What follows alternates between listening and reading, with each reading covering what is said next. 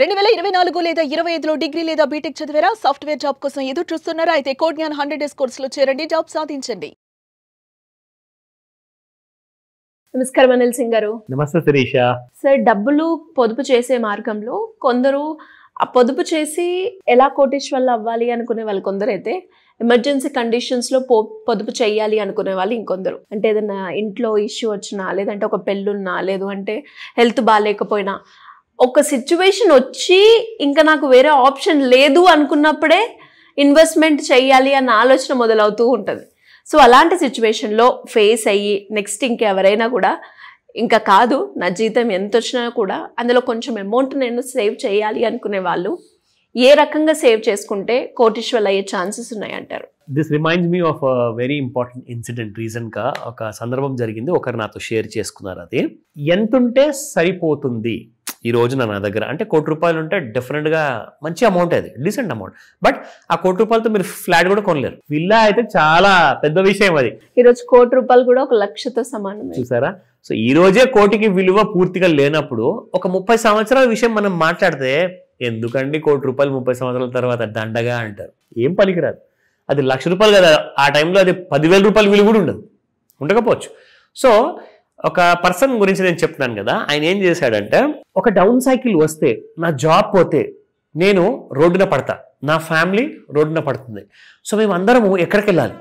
సరే, జాబ్ లేనంత కాలం ఏదో కాస్తంత చిన్న చిన్న సేవింగ్స్ వల్ల మనము ఇల్లు అయితే ఒక టైట్ సిచ్యువేషన్తో గడుపుకోవచ్చు, నెల నెల చిన్న చిన్న ఖర్చులతో.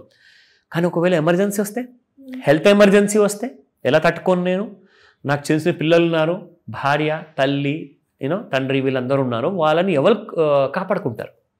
సో ఈ పర్సన్ ఏం చేశారట, పెద్ద పెద్ద హాస్పిటల్స్ ఉన్నాయి. ఇది హైదరాబాద్ విషయంలో ఉన్న పర్సన్ అనమాట. హైదరాబాద్లో ఉన్న పర్సన్ అయితే పెద్ద పెద్ద 5 స్టార్ హాస్పిటల్స్, 5 స్టార్ హోటల్స్ కాదు, 5 స్టార్ హాస్పిటల్స్. పేర్లు ఎందుకు కానీ మనందరికీ తెలుసు ఆ 5 స్టార్ హాస్పిటల్స్ ఏమున్నాయో.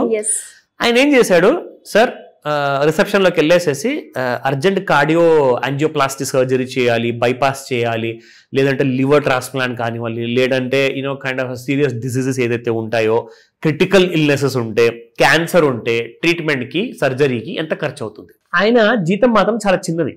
అంటే ఆయన సంవత్సరం మొత్తం కూడా ఒకవేళ ఇంట్లో కూర్చున్నాడు అనుకోండి, ఒకవేళ మహా అంటే ఆయన ఒక ₹2,00,000 ₹4,00,000 సేవ్ చేసుకోగలుగుతాడు హెల్త్ ఎమర్జెన్సీ కోసం. రేపు రోజున హాస్పిటలైజ్డ్ అవుతే ఈ డబ్బులు తీసి మనం ఖర్చు పెట్టుకొని ఇంటికి రావచ్చు హ్యాపీగా.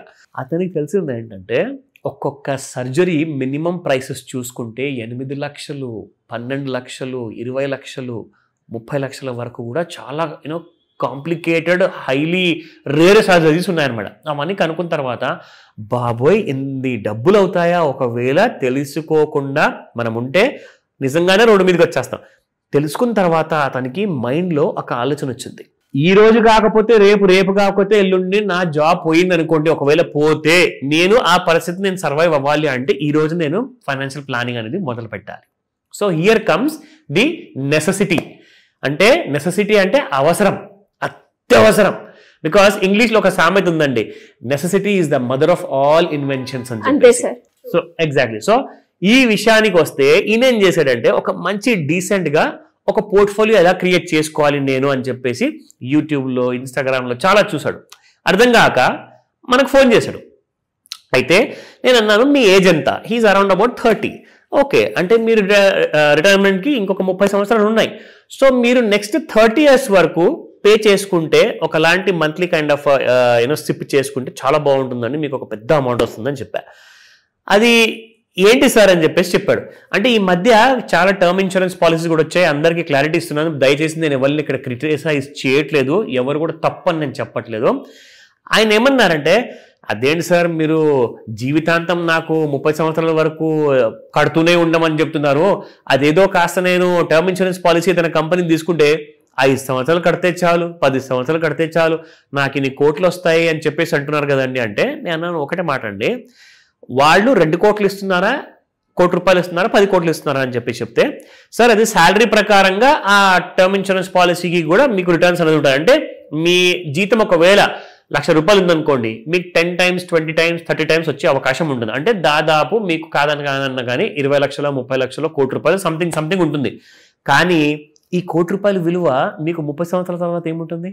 మళ్ళీ ఎక్కడికి వచ్చింది మాట అంటే, ఆల్మోస్ట్ 0. సో నేనేం చెప్పానంటే మీకు ఒక మంచి ఐడియా ఇస్తాను. చాలా మంచి మంచి మ్యూచువల్ ఫండ్స్ ఉన్నాయండి. నేను ఏ కంపెనీ పేరు కూడా ఇక్కడ తీసుకోను. ఒకవేళ తీసుకున్నా కానీ అది రికమెండేషన్ కాదు, జస్ట్ మీ ఇన్ఫర్మేషన్ కోసం మాత్రమే షేర్ చేస్తున్నా. నా ఇప్పుడు ఇక్కడ చాలా మంచి మంచి రిటర్న్స్ ఇచ్చాయండి. 29.37 పర్ యానం అంటే 29%. ఇక్కడ చూసుకుంటే మీరు అప్రాక్సిమేట్ గా 27, 27, 25, 25 అంటే ఈజీగా చూసుకుంటే 25+, 29+ఏ ఉన్నాయండి. అయితే నేనేం చేశానంటే మరీ అంత అత్యాశ వద్దు కానీ ఒక 12% ప్రకారం పెట్టుకుందాం మనం. యావరేజ్గా తక్కువ అనమాట. మినిమం మీరు 30 సంవత్సరాల తర్వాత ఎంత ఉంటే మీకు సరిపోతుంది? 10 కోట్లు సరిపోతుందా? సరే 100 కోట్లు సరిపోతుందా? ఓ అమ్మో 100 కోట్ల చాలా పెద్ద అమౌంట్ కదండి అంటే, సార్ మీకు 100 కోట్లు కూడా సరిపోకపోవచ్చు 30 సంవత్సరాల తర్వాత అని చెప్పారు. ఎందుకంటే ఇన్ఫ్లేషన్ అలా గ్రో అవుతుంది.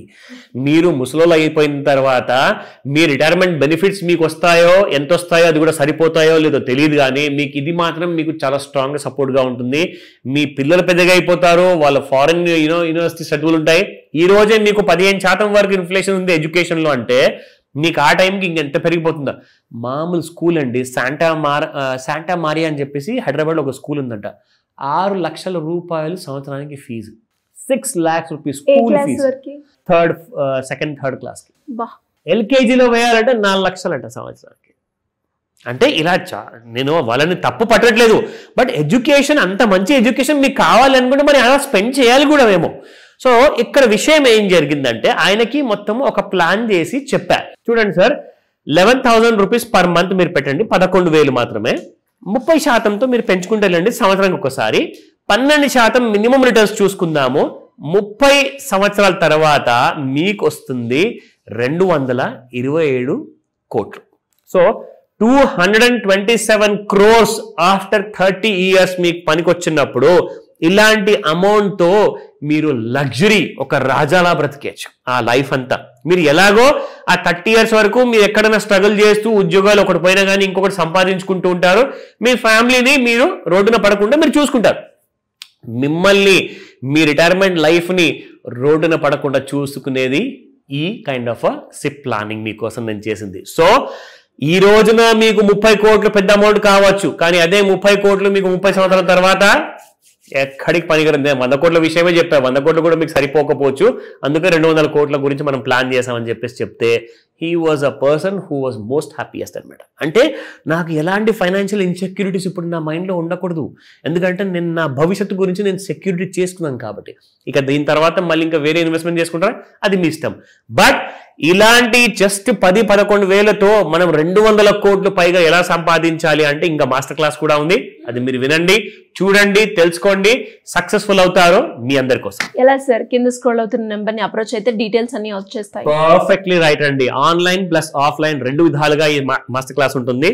స్పెషల్లీ ఫార్ రిటైర్మెంట్ అండ్ అప్పుల నుంచి బయటపడాలి అనుకుంటే ఇలాంటి ప్లానింగ్ ఎలా చేసుకోవాలి అవన్నీ కూడా, ఎందుకంటే పర్సన్ టు పర్సన్ ఇది ఆయనకు సూట్ అయింది కాబట్టి ఆయన ప్రకారం నేను చెప్పాను. ఇప్పుడు మీ ఇన్కమ్ ఎంత ఉందో దాని ప్రకారం నేను క్లాస్లో చెప్తాను. సో కాబట్టి ఒక్కొక్కరికి ఒక రిక్వైర్మెంట్ ఉంటుంది, దానికోసం కాల్ చేయండి ఈ రోజు. Thank you sir. Thank you so much. Welcome Sirisha.